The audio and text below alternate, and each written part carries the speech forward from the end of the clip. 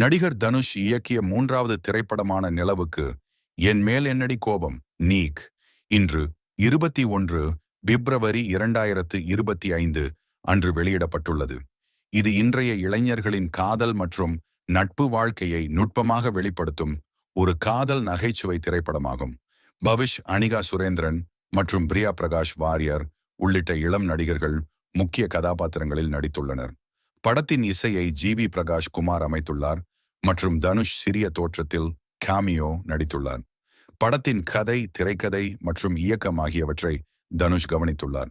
இசையமைப்பாளர் ஜி.வி. பிரகாஷ் குமார் தனுஷின் இயக்கத்தில் உருவான இத்திரைப்படம் இளைஞர்களுக்கு ஒரு சிறந்த அனுபவமாக இருக்கும் எனவும் தனிப்பட்ட முறையில் படத்தை மிகவும் ரசித்ததாகவும் தெரிவித்துள்ளார்.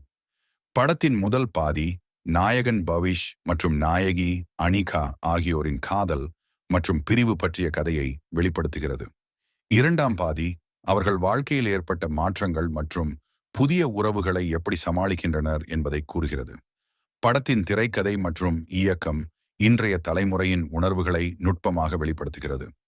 படத்தின் இசை ஜி.வி. பிரகாஷ் குமாரின் இசையமைப்பில் பாடல்கள் மற்றும் பின்னணி இசை சிறப்பாக அமைந்துள்ளன.